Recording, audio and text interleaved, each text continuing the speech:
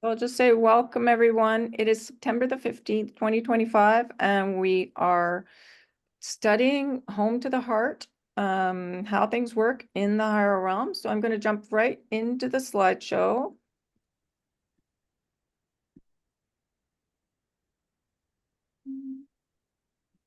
Just a couple little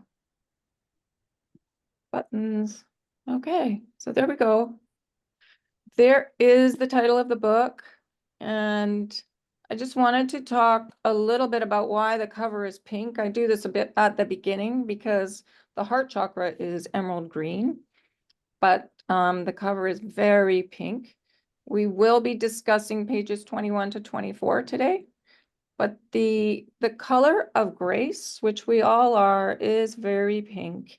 And the tri-flame in the heart, the middle flame, which is the child, the self, connects to our unique and magnificent self. It is pink. So it's just a memory jog about this beautiful tri-flame that is in the heart chakra of the blue of the mother and the golden yellow of the father energy and the pink of the self. So we are all born of source, which is made up in equality of the divine mother and the divine father. Often in religions, the God is portrayed as masculine, but that has led to lots of issues here on the planet. So now it's time for that piece of the mother energy to rise in everyone. And that is the real focus of all this information that we are studying here. And the mother energy is within all of us. And it really is peace and trust and faith and just being in that state of forgiveness of everything, just like they are in the higher realms. Everything is forgiven. The Divine Mother, Father One, have no judgment of anything. And that is the biggest, the simplest and the most difficult thing to do because our brains tend to judge everything. And so once we can stop those brain patterns, it really helps with how we feel within. And this is the toroidal field, which we'll go into even more. That's around everyone. We just can't see it. But the energy runs down through the body. It comes up from Gaia. So it's coming down from source. It's coming up from Gaia, and it's going in and out of all the chakras spinning around us. And it's going both ways, clockwise and counterclockwise. So it's energy that's moving around us all the time. And really it's love. It's just that we don't see it very well, but you can feel it. When you get deeper and deeper into our heart consciousness, you can feel that energy moving. Okay, so I just wanted to remind us that the mother energy is very much connected to the water, the vibration of water, and the light of the father, the frequency of the father. And when you combine the water and the light, it helps create the oneness, which is nature, which is us, and that's that love energy. All the molecules and atoms and particles are made of love. We're all birthed from source of love. Vibration, frequency, water, and light. And that's what makes up sound as well. In April of 2015, April 25th, 2015, I asked the mother, I was all confused about love. I didn't really understand what it was exactly. So I asked her if it was, I thought it was us in action. So I asked her, is it a verb? And she replied with, love is a verb, love is a noun, love is an adjective, love is an adverb, it is everything. Use it how you will. So I just thought that was interesting because we're going to go into that a little bit more. But yeah, so this book club is 6 to 7 p.m. on PST on Zoom on Mondays, and I will be sending out emails every Monday to just remind us. And grace, this pink energy, it's stillness and action. So it's our ability to sit in this emerald green of the heart chakra as if it's a garden and just be in that stillness and listen. We're really learning to heart listen to our guides. And everyone has at least 3, and they've been with us forever.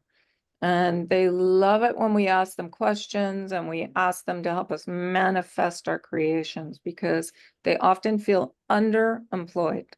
So, and you can ask what they look like, you can get a sense of who they are, but it's through the heart. It's through sitting in that heart chakra and heart listening. And I often say, just pretend it's like a nice, beautiful garden or a forest, whatever, however you can, to drop into that heart center and be more fully present from the center of your being there, rather than up in the mind.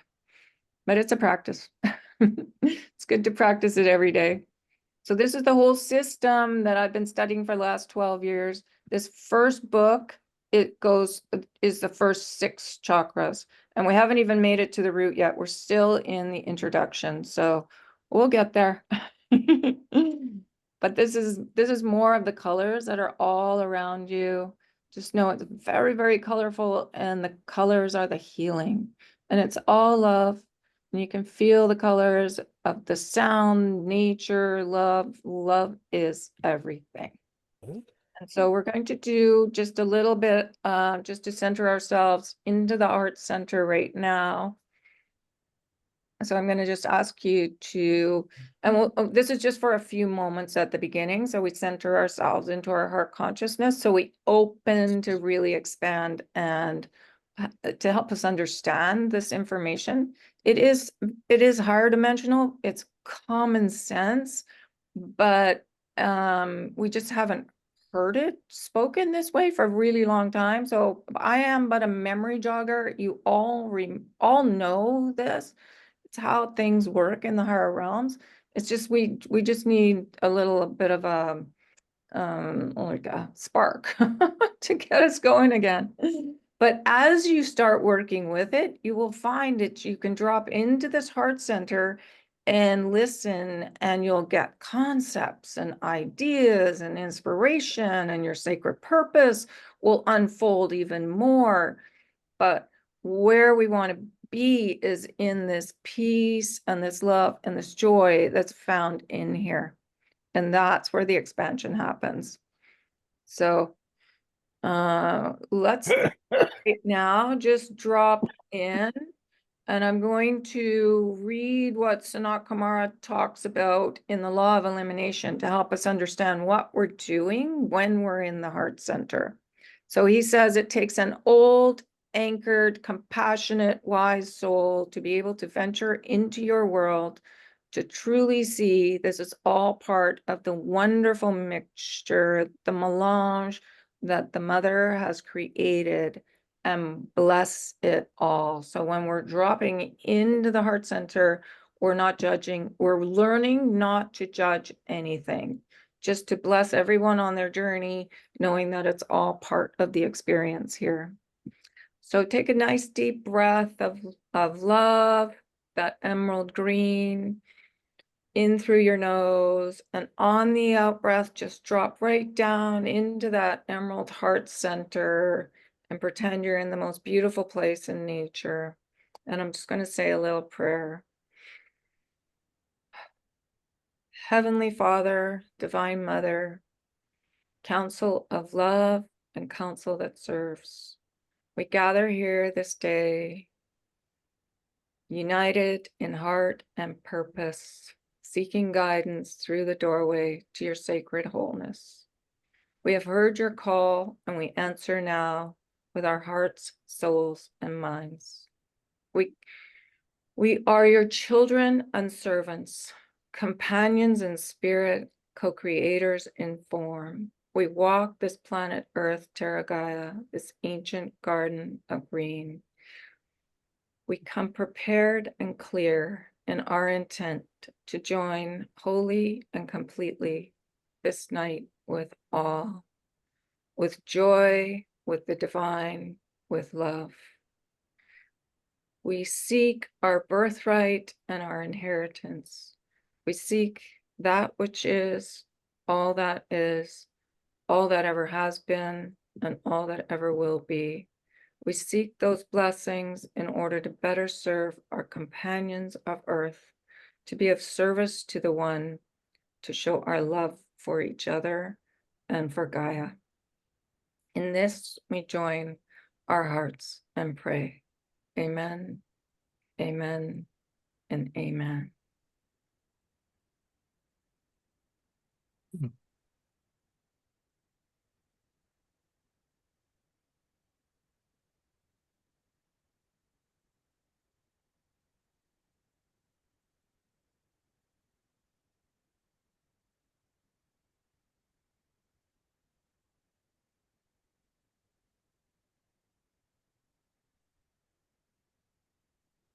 Okay. All right. Okay, so from the center now, we're going to look at pages 21 to 24, and it's really understanding what hasn't worked here. And the higher realms call these the false grids and our core issues. Sanat Kumara, who is our universal logos and the keeper of universal law, and logos is an overseer of the divine plan. He says the purpose of all existence is to love, to be of joy, and to find your way home through the heart. So in the heart space, in that perfect balance in the heart space, all these old issues, all the feelings that are really uncomfortable and the mental states that are really uncomfortable, they are a human creation. They are not of the higher realms. So we're here really to let them go. And so we're going to talk about what that is exactly in this. And in the last week, the word came up, what is an archangel, and archetype as well. So I looked up archangel, and the prefix arch comes from the Greek word archos, which means chief or ruler. And so therefore, this is what Google says. Therefore, an archangel is a chief angel or a high-ranking angel. The term signifies a position of authority and superiority within the angelic hierarchy, as seen in other words like archbishop or archduke. Now, in the higher realms, there is no hierarchy. Archangel Michael has told us many, many times he's equal to a blade of grass.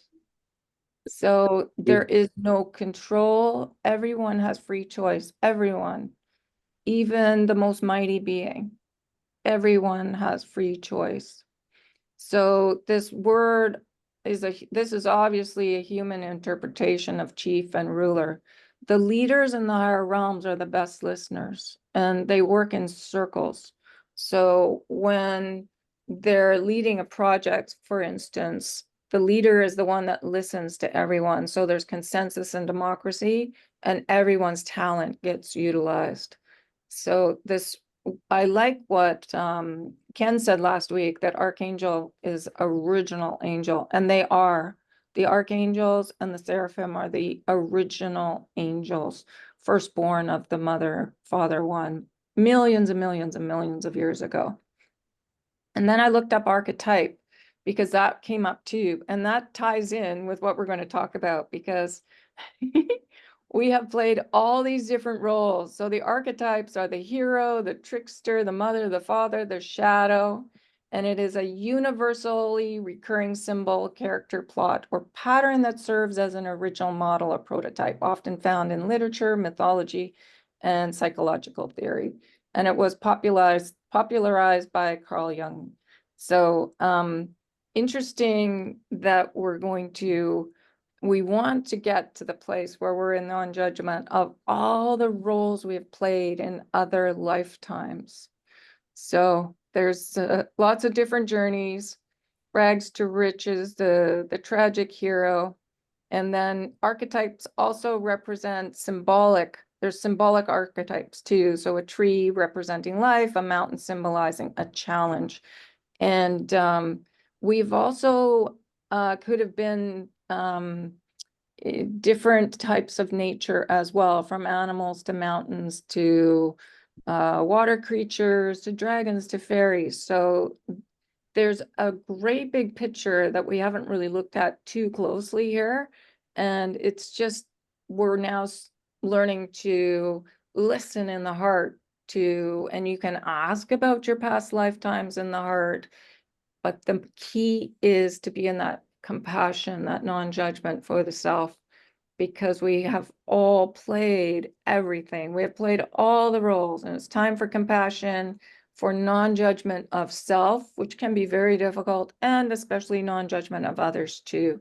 So when we're dropping into the heart and we're sending, like we do, sending love at the end of these sessions, it's if we can be practicing that compassion and sending that non-judgment out to the collective, that is the best thing we can do for the planet to come to peace. And it's Albert Einstein. He said when he was teaching us the dimensions, he said, time for love to go viral. So it's kind of fun to see that. And this was a reminder. We did look into the archangels last week. So this is just a reminder of Archangel Yophael, who's anchor of the future, Archangel Uriel, truth bringer of the future. So of course, we've got that spark of the tri-flame in the heart center. And Uriel is the one that helps us look at the truth of the self with no fear, all the different lifetimes, and to be in that place of love for the self. There's Raphael, who's love and the healer of all for all the universes. He's a wonderful one to call upon too. And then there's Archangel Gabriel for our joy, for our sacred purpose. And she can be in that golden temple in behind the heart chakra. So we haven't gone in there yet, but we will. And then of course there's Archangel Michael, warrior of peace, and he is here for peace. So it's just a little reminder about the archangels. Did anyone post them last week or do any work with the archangels? Okay, good. Yeah, because that's so the posting I have right here. So you can always post Michael on the wall to the where a door is in a building, a room, and then Archangel Raphael to the left, and then Uriel again, and then Yophael along the fourth side, and Gabriel in the middle. And this, when we do this around yourself, your bed, your room, your house, your building, your city, you can expand it out into the universe. It is like a healing chamber of color for us to remember who we truly are, to remember our original essence, our joy. We're all here to be in our joy, in the love and joy, just like Sanat Kumara said back here. The purpose of all existence is to love and to be of joy, to find our way home through the heart. And posting the mighty ones around us can really help. It makes a huge difference. Okay, so what prevents us from living in the fullness of this love and joy? What bars us from being fully present in the love and in the joy? And joy, we're going to find that joy is connected to sacred purpose, really deep gratitude for purpose. We've all come with purpose, but it can get blocked because of the false grids that are the human creation of bigotry, hatred, limitation, control. And it was Sanat Kumara who identified these 4 key false grids that have deeply embedded themselves in our consciousness. And this system that the higher realms presented through Linda Dillon, the channel for the Council of Love back in 2013, all this information came through radio shows for a whole year. And they wanted to keep it simple and for us not to focus too much on these old systems, but to focus more and more on our love and joy, to know what these are, and then to be able to be in the non-judgment of them. They also entwine these 4, bigotry, hatred, limitation, and control, combine with core issues of fear, anger, sorrow, and shame. So I know there's a lot more names for these, and Laura is a master at this. She's created a whole card deck to go deeper and deeper into this old system of what the Council of Love calls false grids and core issues. But in this, they've kept it very, very simple. So we're just going to go into some definitions here. Sorrow and shame. So these emotions are linked to suppression of feelings, creating depression, exhaustion, weight, and abandonment issues connected to the sense of I'm a disappointment and I'm not approved of. And often these phrases of I'm not good enough, that type of phrase will replay over and over and over. And sometimes we're so unconscious and it's subconscious that we don't even realize they're playing. I'm never enough playing all over and over and over. I didn't even realize it was playing. And then when I finally caught it, I went, oh my gosh, no wonder I'm manifesting what I'm manifesting. I changed it. You can literally change it. And once you catch the phrase that you're repeating to an I am statement, and it can change your life. And these thoughts and feelings have come down from our moms and dads, from their mom and dad, from their moms and dads. We carry 6 generations of trauma in the physical form. They've scientifically proven it.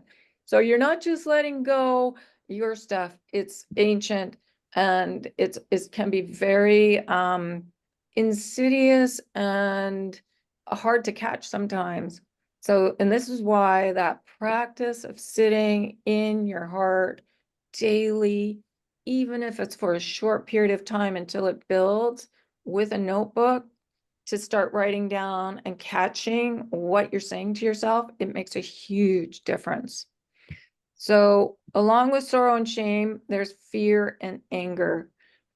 And fear and anger act in tandem, close as cousins, wreaking havoc on relationships, finances, creativity, and our ability to move forward. Internal conflict can arise from feeling the need to compete with others or a fear of not measuring up. Again, with that underlying sense of I'm a disappointment, which stems from our perceived separation from source, from the Divine Mother, Father One, that we are, in the view of some religions, a sinner, or the archetype of the trickster. So just to know, we have played every role. We've been good, we've been bad, we've been really bad. And the key now is to not judge the self and then therefore be able to send that out into the collective. So the ones that have forgotten who they truly are, we're sending them blessings to help them remember. But if we're still judging the self and we're like unconsciously sending out judgment, it holds the whole system in place. So it's really hard for a planet to get to peace unless we really get our own peace first. Yeah, Darren. Can you explain the trickster a bit more? Well, we were just looking at it back here. There, right here. The character types of the archetypes. The hero, the trickster. The trickster would be the one acting out of alignment. The bad actor. Okay. Yeah, the villain. Oh, Yeah, we've all played that role. And that's what Archangel Uriel helps us to see, to go in and have no fear of accessing other lifetimes so that you can see the truth of who you truly are, that there is absolutely no judgment in the higher realms. It was just a role that we played for someone else to master compassion or be the hero. You can't have the hero without the trickster, the villain, the bad actor here. So somebody's got to play the bad actor. We all have. And it's just getting to that point where we're not judging it anymore. We're not judging anyone that's doing that out. I mean, obviously with discernment, you're not going to put yourself in dangerous situations, but what we're doing from the heart center is sending compassion for all of us to remember who we truly are. Mm-hmm. So, and within the family systems as well, we can have relatives that have played the role of the being that's forgotten who they truly are. And sometimes that shame can come down through the family line. I know that I have it in my family. And when it was uncovered, because it was kind of a secret, when it was uncovered, there was a period of adjustment as we all came to terms with it, and to varying degrees. So it's really getting to that place of not judging anyone in the family and going back into the generations. So, and then to describe the false grids, so these are what I call core issues: sorrow and shame, anger and fear. And then now these ones are more like the old belief systems, the false grids. So the first one that Sanat Kumara talked about was bigotry. And this one relates to difficulty honoring both the divine feminine and the divine masculine equally, rooted in early childhood experiences from mild to extreme. So we're all birthed of a mother and a father. And whether the mother and the father were present in your life, there's usually some kind of dissonance between the two, because we are, that's been the nature of the journey here. So when there is deep respect and admiration for the opposite sex, or the masculine, the feminine to the feminine, the masculine to the masculine, when there's that deep respect and honoring, we will all be at peace. So that is a big piece of the work here. Experiences of racism, gender abuse, and or sexual abuse create extreme feelings of lack of self-love and lack of self-worth that we absorb like a sponge during our early years, usually 0 to 9. The brain is like a sponge, and it just takes on mom and dad's issues, who are their moms and dad's issues, who are their moms and dad's issues, is really compounded. And then we project them inwards with, where we're not very nice to ourselves within, and we project them outwards. So it's really getting a handle on this old feelings of this lack of love towards each other. And then he goes on and he talks about hatred. So the false grid of hatred manifests as all forms of judgment, both of ourselves and others.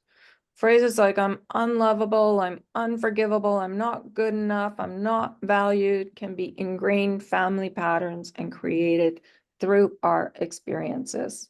That lack of self-love and self-worth can be reflected with thoughts of I'm unwanted and I don't care. And these often lead to illness and addictions.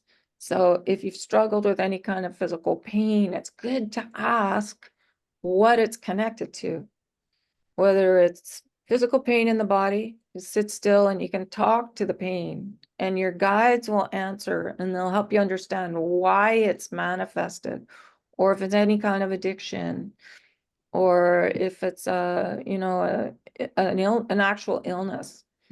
And some of them are a little trickier to understand, but it's just to keep consistently asking about them. So then, and then there's actions you can do, whether it's physical actions or letting go of the mental, emotional belief systems. Yeah. And then the false grid of limitation. This is the belief that we're separate from the divine above, our guides and guardians, separate from our everyday divinity, even from Archangel Gaia in the planet, and the elders, below in the center of the planet. Experiences of separation, such as a death of a loved one or a divorce, can manifest as anxiety. So if you're struggling with anxiety, ask where you're feeling separate from someone here in physicality, or your guides, or God, the Divine Mother, Father One. If you're feeling a sense of separation, it usually stems, that is what anxiety is, and hopelessness. It can feel very hopeless. Thinking I'm not heard often stems from feeling unheard as a child. doubt and worry can arise because of experiences of broken trust. Right, so I had a lot of issues with worry, and when I sat down and started really asking what was this worry connected to, it always went back to somewhere where there was broken trust. And so then you just clean it up, by being in a state of forgiveness for the situation, not judging it, being that compassion, and then finding the blessing in it, like we talked about in previous sessions, which you can go back and review. That really helps with cleaning it all up.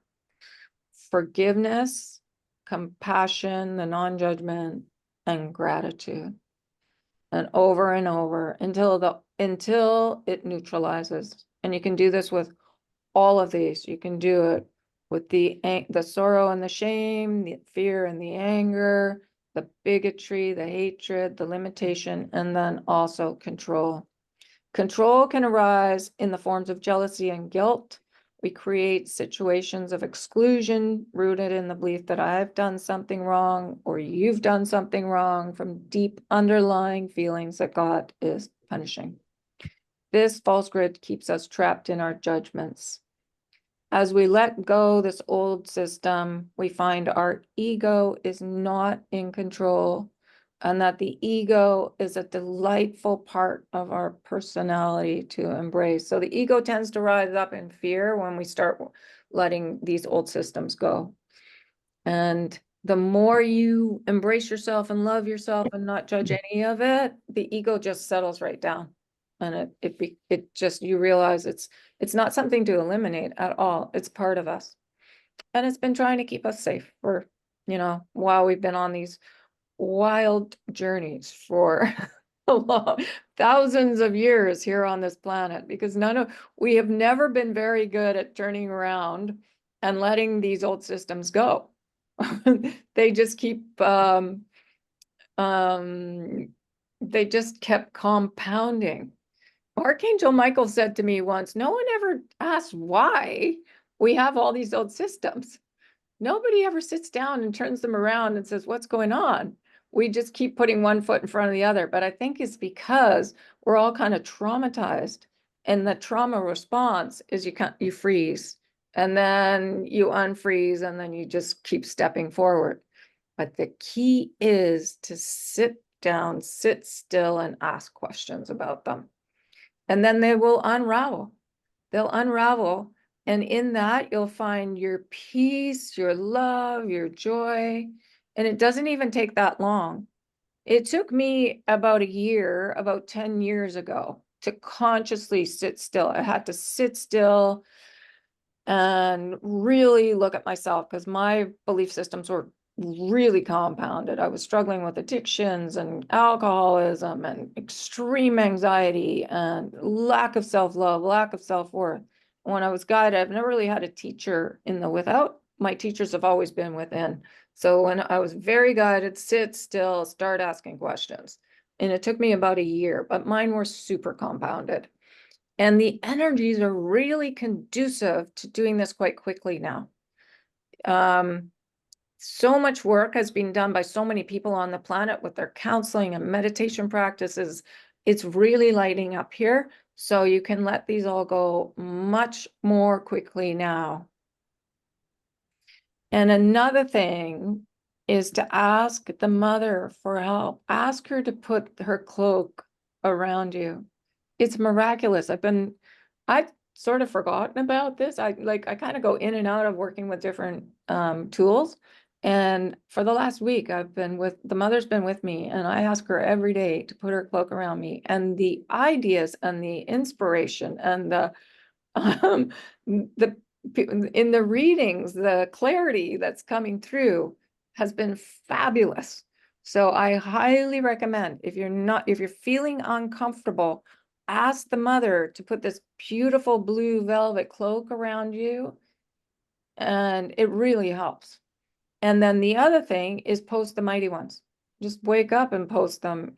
And even if you put them right around yourself, like put Michael in front of you and Gabriel, and then Rafi, and then Uriel behind you, and Archangel Yophael beside you here, it will make a huge difference through the day. You can post them around your car. around any room or building that you're in or house. It's a healing chamber of color, because what you're doing is you're working with peace with Michael, and love with Archangel Raphael, and truth with Uriel, and beauty and compassion and wisdom with Yophael. And this green is compassion as well. And the gold of Gabriel, whether it's in the middle or beside Michael here, is joy. And it's being in gratitude for everything. And gratitude just dissolves the old system. So the truth is we are love, all love. And love is vibration and frequency. So it's made up of the mother and the father. And when you're out in nature, that is the perfect reflection. Because think how perfect nature is. That's who we are. We are that perfection. We are not these old systems. They feel very real, but they are not. So it's good to just remember, everyone is divine, and these old systems are a human creation, and it's time now to be in our love and our joy. And it's very possible. The peace that I feel within myself and the joy and the love is incredible compared to 10 years ago. So now, how did this lack of self-worth happen? The journey of self-worth is one that has been shaped over thousands of years. And this is coming from Archangel Gabriel. So she did this post for us. Many of us carry a deep-seated belief that we are not enough, that we must somehow earn love to be of value. But how did these old systems take hold? How did we forget the truth of our inherent worth, our divinity? Archangel Gabriel offers an explanation, revealing that over millennia, our sense of self-worth gradually diminished. What was once a deep knowing, we are all originally angelic, birthed as angels, divine, became clouded. The idea of our own grandeur and worthiness was blocked, as if we shield ourselves from the truth of who we truly are. According to Archangel Gabriel, in the beginning, we fully expressed and understood our divinity, but slowly over time, we began to block and eliminate this knowing. As the weight of this disconnection grew heavier, we became separated, not only from the first and second dimensions, but also from the higher dimensions, the fourth, the fifth, the sixth, the seventh, and beyond. So we got stuck in the third and a little bit in the fourth with the old belief systems. So this is where we remember. This is where the archangels help us remember. So do post them or do call on them, invoke them. They are really here to help us, and they love it when we invoke. And sit in the heart, like be in the heart space and do this. And if you want to fly through that spark of light into your temple in behind, that's an even better place to really be able to understand what's going on, because you're sitting in your self-worth in there. So you just breathe that green, and on the out breath, drop into your heart space and just sit there for a moment. And then to fly through that spark, you want to just feel your angel wings, or become a dragonfly or a fairy, however you can fly, a big eagle, and fly right through into your golden temple and sit in there. And then when you've had enough of that, then you just fly out through the spark and come into your heart again. It's very simple and it works, but it's us anchoring into our divinity within ourselves, either into the green or into the gold, right in behind the heart center. A false belief system took root within humanity, beliefs that we are not worthy, that we need to somehow prove our value in order to be loved. These beliefs are not the essence of who we are, but they became deeply embedded in our consciousness, affecting how we see ourselves and our place in the world. The nature of the journey on Gaia, many, many, many, many, many lifetimes, all walks of life, the good, the bad, and the ugly, has been over a very, very long time. In this lifetime, we are here to remember who we truly are, to remember that we are all divine, to release that we have done something wrong, that we are a disappointment. We all feel like we're a disappointment on some level, is what the mother told us. And she said, that is so not of truth. We we've all been on the grand adventure to play every role. Everyone has played many, many roles. The mother, father one forgive everything. There is no judgment in the higher realms. And the reason there's no judgment is because they're in this state of love where it is impossible to judge. And that's what we're remembering. When you're sitting in your heart space, that is what will come to you. So you feel that love and you can feel that compassion. So then you walk the planet and you're just compassion for everyone because you're in that high state of love. And it's a practice. And eventually it becomes a flow. So so if you're feeling energy moving, when it first started moving through me, I did not know what it was. And I actually was a bit afraid. So if you start feeling energy moving, just know that's a really good sign that you're coming into that flow of this love that is so higher dimensional so that we can all get there for the planet to create a planet of peace. Our practice is to embrace that forgiveness, non-judgment, compassion here and now. We are at a point of awakening.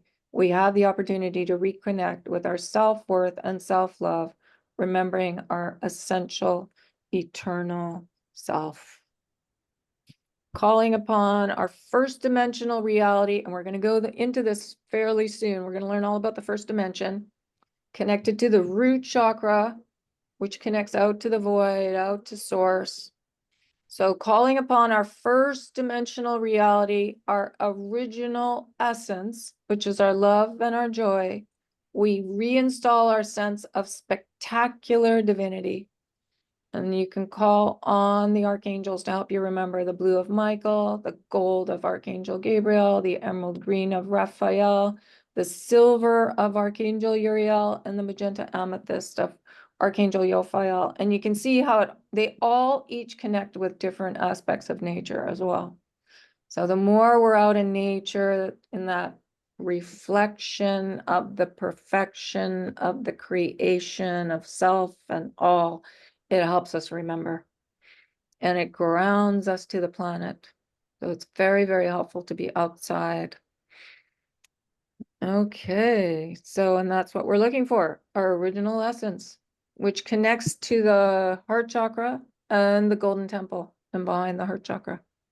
So, and this is Sanat Kumara saying the purpose of all existence is to love, to be of joy, and to find our way home through the heart, to the mother, the father, the one, the knowing, the deep knowing. And our own family is a reflection of source. So the more we're in that compassion for our moms and dads and, you know, stepmoms and stepdads and caregivers and brothers and sisters, our siblings, that really helps with, and it's not that you have to engage with them if they're really difficult. It's just that we're sending that compassion to them. We are the compassion. We're not judging anyone or anything or self, and we're sending it. And basically that's as simple as it gets. So we're relaxing into the love and the truth and the compassion, the harmony and the joy, and then we're literally sending it from our heart space. But does anyone have anything they want to add, or has anyone been working with the blue cloak, or they have any questions about any of these old systems? Yes, Darren.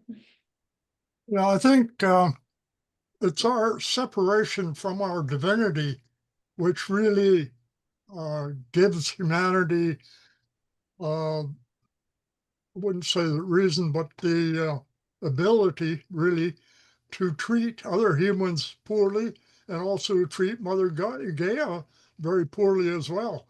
If we were separated or if we were connected, we couldn't do that. It's because of that separation that gives us, I guess, the chance to do that. Mm-hmm. And it's not real. That's true. We are not separate. If we all knew that, that would be a different world. Yes, and that's how important it is to meditate in the heart space and really recognize our heart consciousness, because heart consciousness is love and kindness and being that compassion. And it's hard to find it. It's harder to meditate in the mind is what I've found. When you drop down into the heart center, the mind come into balance much more easily. And breathing through the heart, really listening in the heart center. That was one of the biggest things that Archangel Michael said to me right at the beginning. You're going to learn to listen with your heart. And I didn't have a clue what he was talking about. Yeah. And so then it was like, oh, this is what we're going to do. Okay, that makes sense. So yeah, meditation in the heart. Wow, it makes such a difference. And imagination. Imagination is the beginning of creation. Just imagining you're in a beautiful garden in your heart, or by the ocean, or in a forest, whatever you love out in nature. And then just practicing listening. So the mind quietens down and we can become very, very still. And that's that pink of the tri-flame in the middle. That's the grace, being in that stillness and just listening. Yeah, it's Yeah, yeah. practice. I, it's I maybe I can add something here that I don't really believe in coincidences, but I'm quite an avid reader, and right now I'm reading this book, Fearless Living by Guy Finley, and the chapter that I read this morning resonated with me as you were going through all of this, and I'm referencing back and I'm frantically looking. I'm like, oh my gosh, this is exactly what she's talking about. This being at peace with yourself, the power of the quiet mind, and the magic of a meditative life, and the presence of being in the present moment, and let life happen as it must, and talking about nature as well. There was one section in here about being inwardly still, and about nature, and how so a momentary realization of our oneness with the great character we see before us, and how nature reminds us that we have forgotten ourselves, and going on here about being still. And it's like a lot of what you're talking about this morning now is in the chapter or the section that I was reading this morning in this other book. Not by coincidence, I'm sure. No, it's all the same messages. Yeah. Yeah. And the religions all point to the same thing too. It's just Mm-hmm. different wording sometimes. But yeah, no, that's exactly it. The oneness. Yeah. Mm-hmm. Being in nature is being in the oneness, really. But you can find it inside yourself. So oftentimes we go outside of ourselves. The key from the fastest way that I found peace and love and joy was to sit still and be by myself and with myself, an ability to sit with myself and not judge myself and not be in any kind of angst. It's easy to go outside and be distracted by nature outside of us, but if you can sit with yourself in a quiet room and be with your thoughts and get to the point where your thoughts are not bothering you because you're in your heart center and you're accessing your truth and you're just letting go and letting go these layers of old belief systems, it's incredible. Because it neutralizes them so that they don't come back. Yes, Darren. I find for me the best way is to take my thoughts and drop them into my heart. Once I do that, they become still and quiet and loving, and I don't have any problem with them anymore at all. They're gone. But even when you're in every day out in the world and all that. Well, that's a little more difficult. Yeah, of course.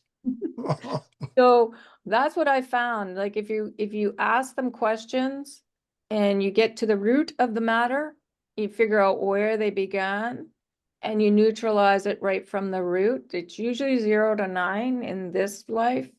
And you neutralize all those old feelings about what you've experienced. Sometimes it'll go into relationships, wherever you feel uncomfortable. We're neutralizing all those old feelings around people and situations and getting to that compassion is very deep. It doesn't bother you when you walk in the world. But it's a practice of keep asking those questions of what is this connected to? Yeah, do nothing but watch. Yes. Is what I was reading here. The pulling that you feel left and right, the sound of the fury of 10,000 thoughts and feelings coursing through you. Just watch it all. In no time, you'll understand the goodness of the stillness. You'll know the magic that lends the true meditative life is its mystery, its calm, and its unchallenged majesty. Yeah, it's very cool. Yeah, but it is a practice. All what Darren was saying, yeah, just being still, letting it go. Yeah, I found it really helped if you could understand the origin of the thoughts though, because they were created, you sponged them up from mom and dad, basically. It's their thoughts. Yeah. So if you can get to the origin of them, it really helps. And then you have that understanding of them. So you can sit there and you can watch them, but if they keep coming back and back and back, you know, who wants that? It's nice to get to the origin and neutralize it right from the origin. But I mean, there's all different messages, ways to do it. The Buddha talked about catching them in daily life and just saying, no, compassion over and over until it stops and your mind is compassion. So there's lots of different ways to do it. Yes, Darren. Yeah, I just use, the violet flame. I asked Saint Germain to use the violet flame, and that burns up all these old thoughts immediately. Yeah, but are you still doing it? Like, are you not quite peaceful all the time now from doing this for years? Oh, yeah. After doing it for a long time now, I'm very, well, I shouldn't say seldom, but yeah, fairly often I'm quite peaceful and don't have to do it at all. Mm-hmm. Like you say, I can go out in the world and just watch people. I don't get reactive at all. I don't react to anything. Yeah, especially driving or, yeah, I feel like we're out in community being that light for the people when you're at that peace. Yes, Christine, you're on mute. Yeah, I was wondering, I had a thought today, because I'm glad you point out to go to the origin of it, because it took me quite a while to be able to discern, is this mine or is this not mine? And so now I'm really aware of how a person close in my life is quite a narcissist, because the thoughts are all owned as if it's that person's own thoughts all the time. So, and even a protection then from others, because there's no clarity around where this might be my grandmother's thought, or this might be my mom's thought popping up.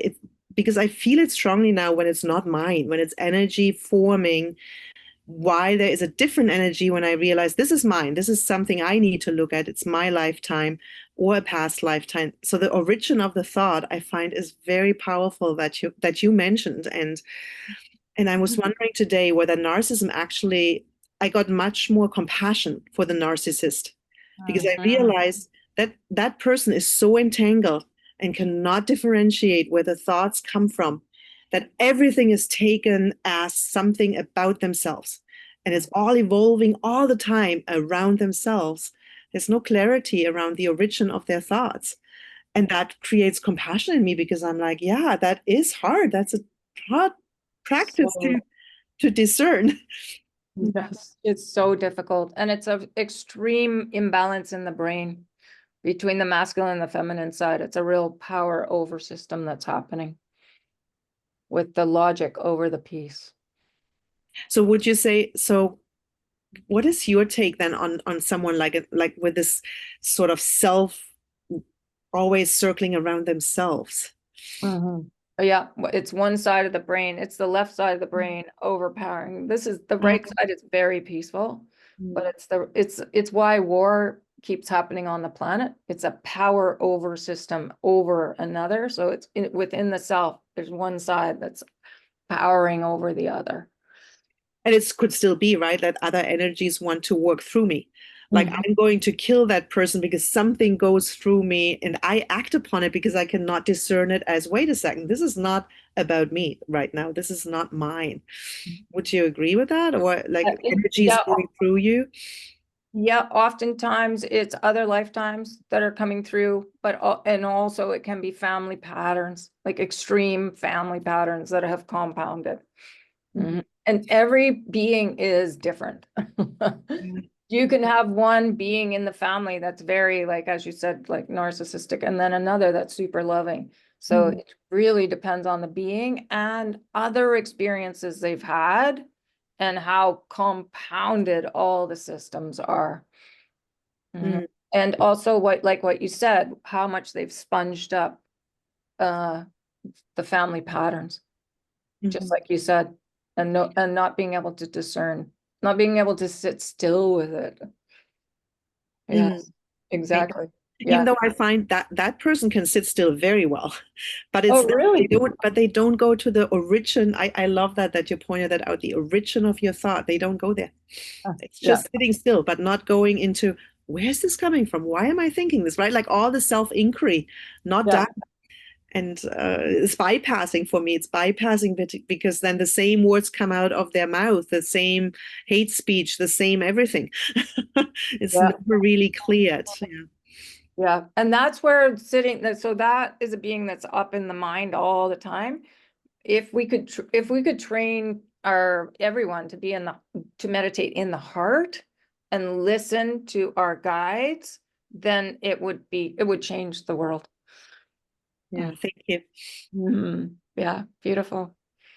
Okay, well, let's okay, so at the end of these sessions, and we're only 10 minutes over this time.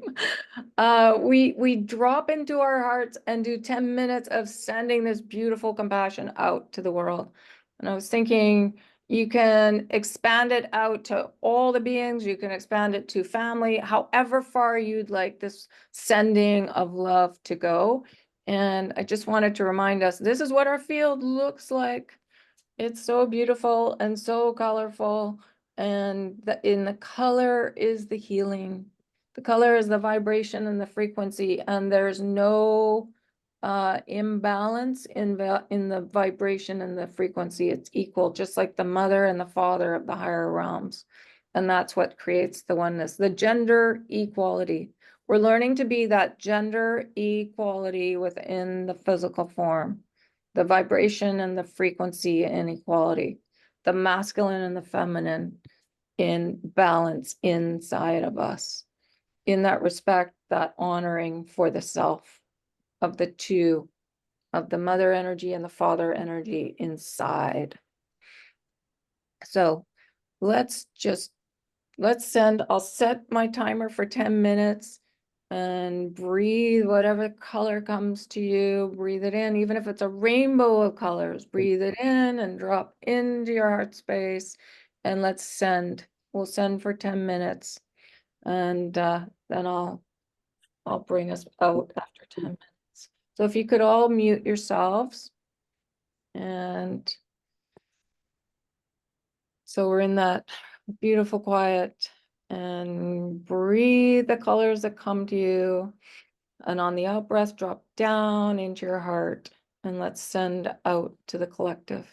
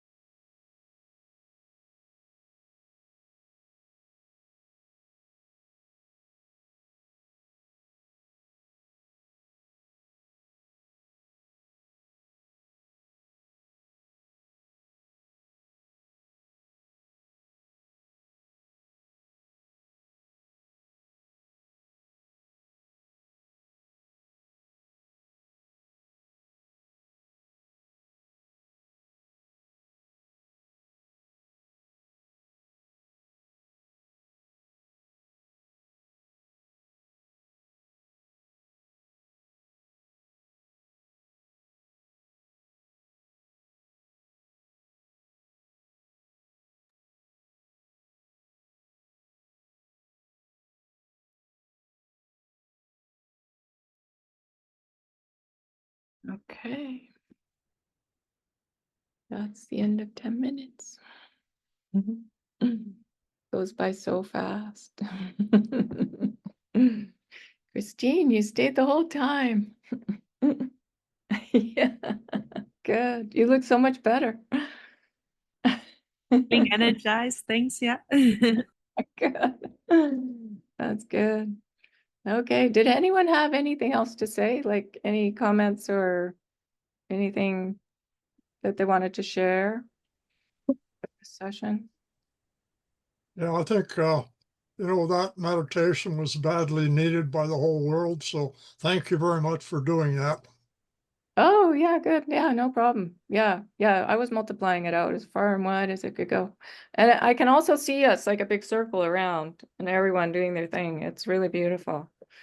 Yeah, there's so much energy. Yes, Lillian or Ken? Yes, hi. Hi. I went back to the source of where I found love. And it wasn't with my parents because I didn't trust them. It was with my kitties. And so the first time that I really loved to learn to love was through my babies. And I've had 6 of them. Mhm. But in addition to that, the only reason that I got married to Lil was because I trusted her Mhm. and I felt safe with her. And I Mhm. didn't feel safe with any of the other women I went out with. And I'm not sure I trusted any of my friends a lot. So